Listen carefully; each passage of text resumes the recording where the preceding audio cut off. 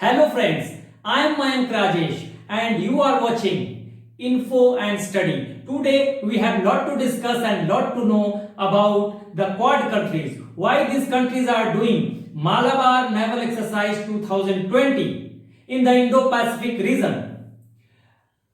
What is the reason behind it? Why China is in the state of restlessness because of this exercise, and why China is giving a business related threat to Australia in this regard. We will discuss all these things in this video. So let's start now. देखिए Malabar naval exercise नौसेना अभ्यास चल रहा है Indo Pacific region में, हिंद महासागर और प्रशांत महासागर के क्षेत्र में क्वाड कंट्रीज के द्वारा। तो सबसे पहले हम जान लेते हैं कि क्वाड कंट्रीज क्या हैं और उसके बाद हम डिस्कस करेंगे चाइना की क्या बेचैनी है, ऑस्ट्रेलिया को क्या समस्या हो सकती है, भारत को क्या करना चाहिए। ठीक है, तो इस पर हम डिस्कस करने वाले हैं। देखिए क्वाड कंट्रीज, सबसे पहले समझते हैं कि क्वाड कंट्रीज जो है चार कंट्रीज का एक संगठन है, एक ऑर्गेनाइजेशन है। और ये चार कंट्रीज इसमें कौन कौन सी हैं? ये चार कंट्रीज हैं USA, India, Japan and Australia. Okay, और इसीलिए इनको अगर हम क्वाड शॉर्ट फॉर्म है इनको कहा जाता है क्वाड्रिलैटरल कोएलिशन, यानी कि हिंदी में कहें तो चतुष्कोणीय गठबंधन। ठीक है, चतुष्कोणीय गठबंधन। देखिए यही जो क्वाड्रिलेटरल कोएलिशन है ये चारों कंट्रीज मिलके कर रही हैं मालाबार नेवल एक्सरसाइज, यानी कि हिंदी में कहें तो मालाबार नौसेना अभ्यास। कहां चल रहा है ये? इंडो पैसिफिक रीजन में। ठीक है, 2020। ठीक है, और ये चल रहा है दो फेजेज में। देखिए एक तो चल रहा है ये 3 to 6 नवंबर 2020। अभी देखिए 3 नवंबर से शुरू हुआ है और आज 6 नवंबर है, आज खत्म हो जाएगा पहला फेज, और दूसरा फेज शुरू होगा 17 to 28 नवंबर 2020। ये दो फेजेस में चल रहा है। ठीक है, तो अब समझना यह है कि इसको लेके चाइना की बेचैनी क्यों है। ठीक है, चाइना बिजनेस रिलेटेड थ्रेट दे रहा है किसे? ऑस्ट्रेलिया को। ऐसा क्यों है तो सब कुछ समझेंगे। बेसिकली हम मैप के थ्रू समझेंगे तब आपको ज्यादा क्लियर हो पाएगा। लेकिन पहले ये समझ लेते हैं कि जो ये क्वाड कंट्रीज हैं, देखिए ऑस्ट्रेलिया जो है ये इसी साल शामिल हुआ है 2020 में। अभी एक हफ्ते पहले करीब टोक्यो में, जापान की राजधानी टोक्यो में there was a meeting between this three countries USA, India and Japan. और वहां पे ये डिसाइड हुआ कि इंडिया जो है इनवाइट करेगा ऑस्ट्रेलिया को। So India invited Australia and Australia accepted this invitation to participate in this exercise. तो ऑस्ट्रेलिया पहली बार आ रहा है। ऐसा नहीं है, एक बार पहले भी ये 2007 में आ चुका है, ये और सिंगापुर। लेकिन चाइना के थ्रेट की वजह से उस समय भी ऑस्ट्रेलिया और सिंगापुर अलग हो गए थे। तो सिंगापुर तो बहुत छोटी सी कंट्री है, लेकिन ऑस्ट्रेलिया जो है एक बड़ी कंट्री है। तो ऑस्ट्रेलिया का पार्टिसिपेट करना या नहीं करना बहुत बड़ा मायने रखता है। ठीक है, अब बेसिकली ये ऑर्गेनाइजेशन शुरू की गई, क्वाड ऑर्गेनाइजेशन, इंडिया और यूएसए के द्वारा। कब? 1992 में। ठीक है, और जापान इसमें शामिल हुआ 2015 में। तो ये क्वाड कंट्रीज के बारे में एक ब्रीफ जो है इंफॉर्मेशन है। तो ये चला रही हैं इंडो पैसिफिक रीजन में एक्सरसाइजेस, नेवल एक्सरसाइजेस। दो फेज में होना है, एक फेज आज खत्म हो जाएगा 6 नवंबर को, 3 से चल रहा है। और दूसरा 17 से 20 नवंबर 2020 को चलेगा। ठीक है, अब इस नेवल एक्सरसाइज से जो क्वाड कंट्रीज हैं वो किस तरह से समुद्र में, सी में, इंडो पैसिफिक रीजन में कैसे चाइना को घेरने की योजना बनाएंगी, इसका असर क्या हो सकता है, ठीक है, और चाइना किस वजह से थ्रेट दे रहा है, बिजनेस रिलेटेड थ्रेट, वो एक मैप के थ्रू आपको समझना पड़ेगा, तब जाके आपको एक कॉन्सेप्ट होगा अच्छा सा। सो पहले हम एक यहाँ पे रफ मैप ड्रॉ करेंगे वर्ल्ड का, देन आपको एक एग्जैक्ट मैप भी मैं दिखाऊंगा, then you will get a good concept of this topic. Okay, तो मैं अभी एक मैप बनाता हूं, ठीक है।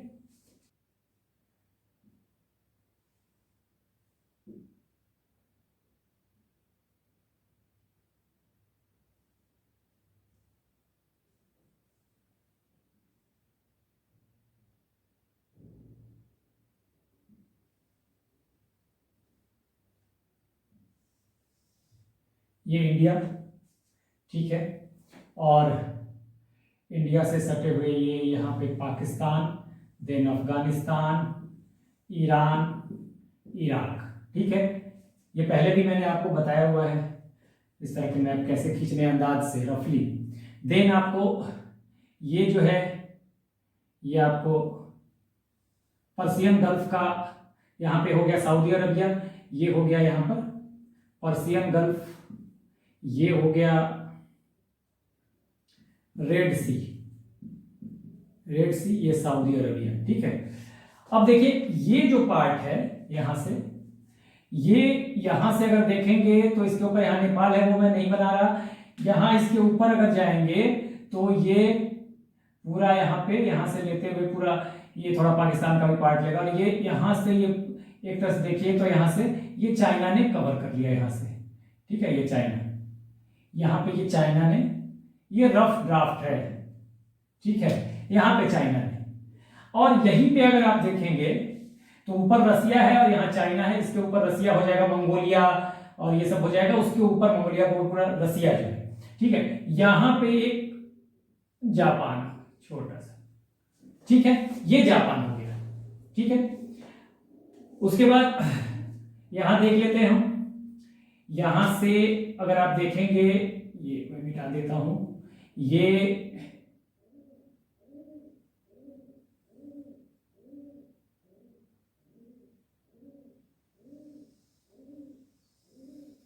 हो गया अफ्रीका,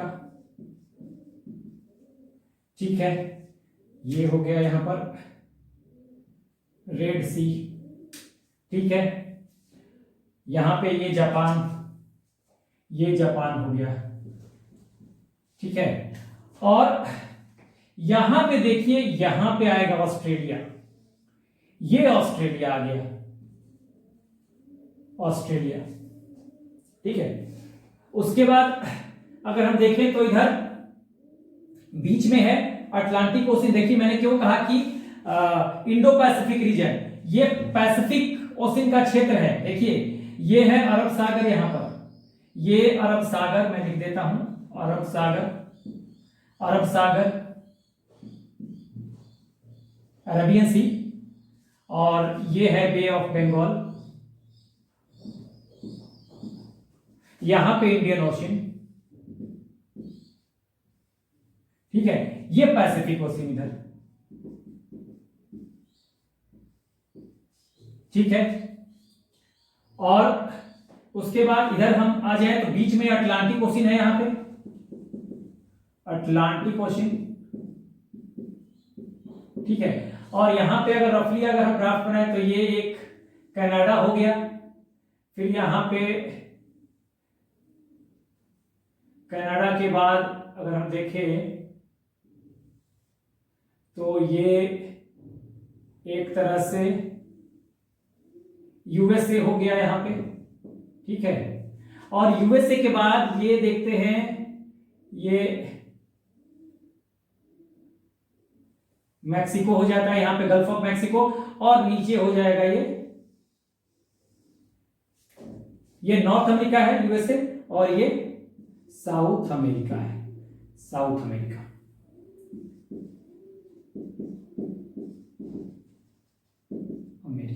ठीक है, ये मैंने एक रफ ड्राफ्ट किया आपके सामने। देखिए ये जापान है, यहां पर पैसिफिक ओशियन है, ये ऑस्ट्रेलिया है, हाँ, Indian Ocean, Bay of Bengal, Arabian सागर, अरब सागर, Persian Gulf, Saudi Arabia, Red Sea, Africa, India, Pakistan, Afghanistan, Iran, Iraq. ठीक है, चाइना के ऊपर मंगोलिया होगा, फिर रसिया भी होगा, वो इसमें मैं नहीं बता रहा आपको, इससे कॉन्सेप्ट इतने से ही क्लियर हो जाएगा। अगर इधर आए तो अटलांटिक ओशियन है बीच में, और ये है कनाडा, यूएसए, मेक्सिको और साउथ अफ्रीका। बीच में अगर यहां से निकलेंगे तो ये यहां से यूरोप आपको मिलेगा, यहां से अफ्रीका से निकलेंगे तो ये इधर यूरोप मिलेगा। ठीक है, तो इतने से हम समझते हैं कि क्या वजह है कि ये जो एक्सरसाइज हो रहा है उसको लेकर चाइना भी परेशान है, और एक तरह से देखा जाए तो चाइना ने जो थ्रेट दिया है तो ऑस्ट्रेलिया के लिए भी परेशानी का कारण है। लेकिन उसके पहले हो सकता है कि मैंने जो रफ ड्राफ्ट बनाया है आपको कुछ लोकेशन में दिक्कत हो रही हो, तो एक बार आप एग्जैक्ट मैप देख लीजिए। देखिए ये है वर्ल्ड मैप, और इसमें हम देख रहे हैं यहाँ पर देखिए जो ब्लैक सर्किल में जापान आ गया, और उसके बाद ये ऑस्ट्रेलिया आ गया बड़े ब्लैक सर्किल में, देन आपको ये आ गया इंडिया, और फिर उसके बाद हम देख रहे हैं कि ये आ गया यूनाइटेड स्टेट ऑफ अमेरिका। अब ये मालाबार एक्सरसाइज दो लोकेशन पे हो रहा है। एक तो हो रहा है बे ऑफ बंगाल में, देखिए सर्किल के अंदर आ गया बे ऑफ बंगाल, और दूसरा हो रहा है देखिए सर्किल चला जाएगा अरबियन सी की तरफ, देखिए ये सर्किल गया अरबियन सी की तरफ। तो ये दोनों जगह पे दोनों लोकेशन है जहां पे ये मालाबार एक्सरसाइज हो रहे हैं, और नीचे है यहाँ पे ब्लैक सर्कल में आ गया इंडियन ओशन। तो अब क्वेश्चन ये उठता है कि ये जो एक्सरसाइजेज हो रहे हैं ये नीचे भी तो हो सकते थे, इंडियन ओशन की तरफ, जहाँ पे आप इंडियन ओशन को देख रहे हैं तो उसके नीचे भी हो सकते थे, लेकिन ऐसा क्यों नहीं हुआ? इसका रीज़न ये है कि देखिए राजनीति में बहुत कुछ सिंबॉलिक होता है, बहुत कुछ इनडायरेक्टली मैसेज देना होता है बिना कुछ कहे। तो अगर हम ये एक्सरसाइज बे ऑफ बंगाल से करते हैं जो कि नॉर्थ ईस्ट से बिल्कुल करीब है और चाइना वहाँ से बहुत करीब है, तो एक मैसेज जाता है चाइना को कि इधर से मेरी घेराबंदी हो सकती है। दूसरी तरफ अगर हम अरब सागर की तरफ से करते हैं, अरबियन सी की तरफ से, तो वहाँ पाकिस्तान है, पाकिस्तान ईरान ये सटे हुए हैं, तो पाकिस्तान पे चाइना का चूंकि सबसे ज़्यादा इन्फ्लुएंस है, तो वहाँ से भी एक मैसेज दिया जा सकता है कि इधर से भी आपकी घेराबंदी हो सकती है। Now you must have a clear picture of locations. तो अब यहां पर देखते हैं और समझते हैं चीजों को। ठीक है, देखिए यहां पे इंडो पैसिफिक में जो ये एक्सरसाइज चल रहा है, देखिए चाइना इधर से भी घिर गया, ऑस्ट्रेलिया ने घेरा इधर से, और इधर से इंडिया ने घेरा, और इधर से यूएसए तो है।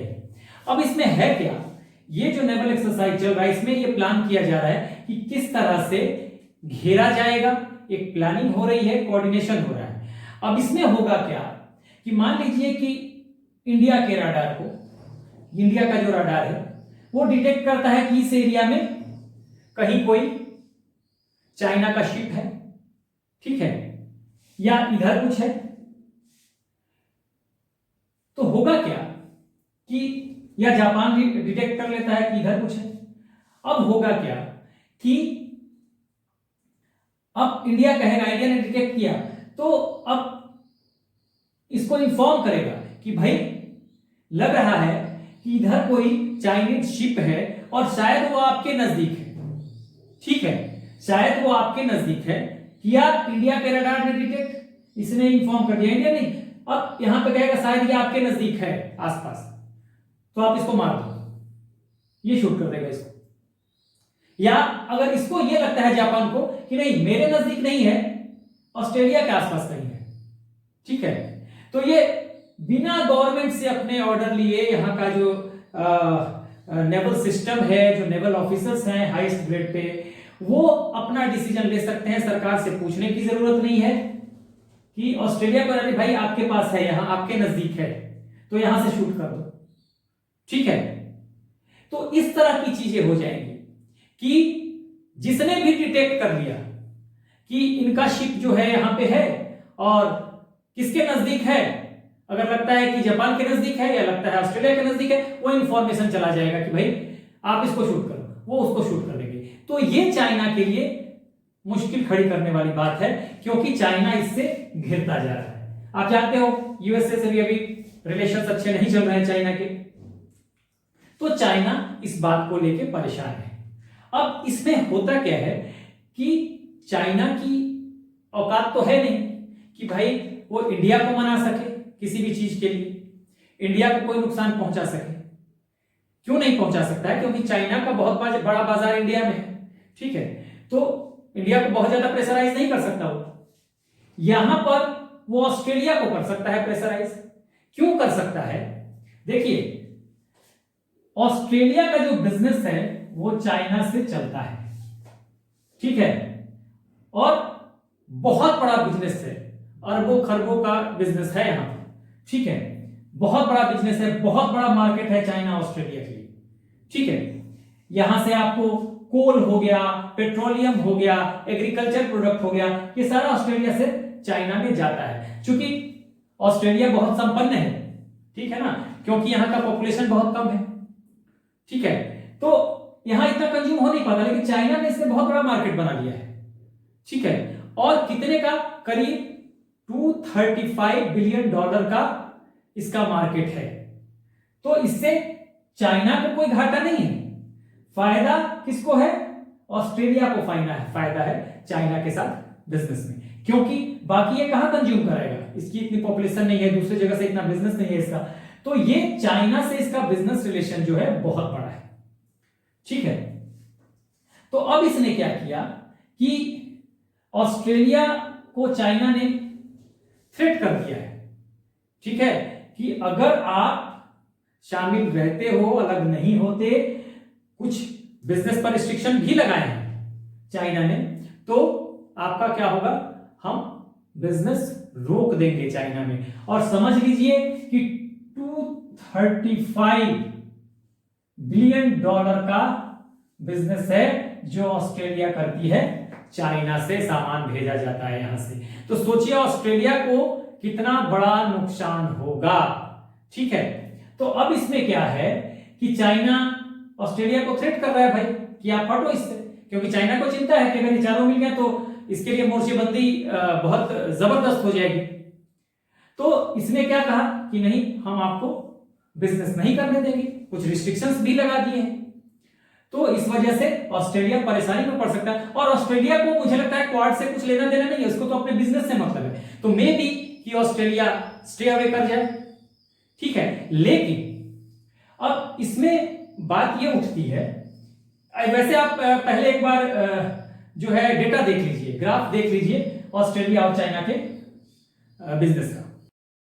ये ऑस्ट्रेलिया का अलग अलग देशों के साथ बिजनेस डेटा, और देखिए चाइना के साथ इसका जो बिजनेस है वो $235 बिलियन का है।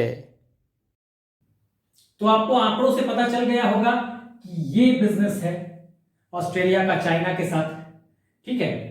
तो अब जो है चाइना तो थ्रेट कर सकता है और ऑस्ट्रेलिया प्रेशराइज भी हो सकता है, ठीक है।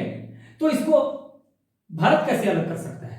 भारत हो, इंडिया हो, या यूएसए हो, या जापान हो, कैसे करेगा? इंडिया की बात करें, इंडिया ने इनवाइट किया ऑस्ट्रेलिया को, ठीक है। तो क्या इंडिया इतना बिजनेस दे सकता है क्या ऑस्ट्रेलिया को? नहीं दे सकता। तो कैसे प्रेशराइज करेगा कि तुम हमारे साथ रहो, ठीक है। इंडिया का बिजनेस तो ऑस्ट्रेलिया के साथ, एक तो सेल्फ डिपेंडेंसी की बात है, हम आत्मनिर्भर भारत की बात कर रहे हैं, तो उसको बिजनेस दे नहीं सकते, इतना कंज्यूम कहां होगा उनका जो प्रोडक्ट है। दूसरा, अभी अगर देखा जाए तो इनका ऑस्ट्रेलिया का और इंडिया का जो बिजनेस है, वो इंडिया का जो ऑस्ट्रेलिया के साथ बिजनेस है वो है करीब अप्रोक्सीमेट $35 बिलियन, ठीक है, ऑस्ट्रेलिया और इंडिया का। अब कहां $35 बिलियन और कहां $235 बिलियन? इंडिया अगर चाह भी ले तो अगले 50 साल में नहीं पहुंच सकता, इतना बिजनेस ऑस्ट्रेलिया को नहीं दे सकता। तो अब कैसे ऑस्ट्रेलिया को रोका जा सकता है? देखिए, हम ये तो नहीं कह रहे हैं कि ऑस्ट्रेलिया को बिल्कुल प्रेशराइज किया जा सकता है, लेकिन चाइना को कुछ हद तक प्रेशराइज करके ऑस्ट्रेलिया की ऑस्ट्रेलिया का जो फेवर है वो लेने की कोशिश की जा सकती है। कैसे? हालांकि उतना बड़ा बिजनेस नहीं दे सकता, क्योंकि देखिए चाइना जो है कुछ मामलों में बहुत स्टर्न और स्ट्रिक्ट है, ठीक है, और वो इमीडिएट इफेक्ट से कोई डिसीजन लेता है। इसलिए ये शुरू हुआ नहीं कि इसने चाइना ने इनको थ्रेट कर दिया, ठीक है, लेकिन इंडिया के साथ अलग बात है। इंडिया जो है उतना टाइमली डिसीजन नहीं ले पा रही है। क्यों? पहले आप ये डाटा देखिए बिजनेस का, इंडिया और चाइना का, उसके बाद मैं डिस्कस करता हूं।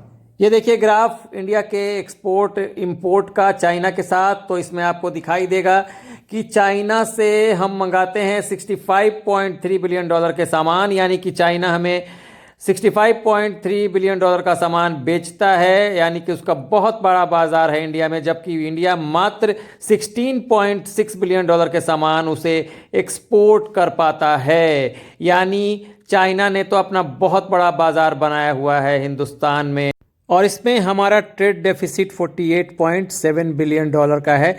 यानी हम चाइना को चाइना के मुकाबले 48.7 बिलियन डॉलर का सामान कम बेच पाते हैं। अब आपको आंकड़ों से ये पता तो चल गया कि किस तरह का बिजनेस है, ठीक है। चाइना इंडिया को कितना देता है भाई? तो ये देता है 65.3 बिलियन डॉलर ये एक्सपोर्ट करता है चाइना, यानी भारत मंगाता है, ठीक है। चाइना का ने अपना बहुत बड़ा बाजार इंडिया में बना लिया है। लेकिन अगर यही इंडिया की बात करें, ठीक है, तो इंडिया का जो है वो मात्र 16.5 बिलियन डॉलर है, ठीक है, मात्र 16.5 बिलियन डॉलर। इंडिया चाइना को 16.5 बिलियन डॉलर एक्सपोर्ट करता है, जबकि चाइना जो है 65.3 बिलियन डॉलर एक्सपोर्ट करता है। इस तरह से ट्रेड डेफिसिट जो हो जाता है इन दोनों बिजनेस का, चाइना और इंडिया को अगर मिला लिया जाए, तो ट्रेड डेफिसिट जो है,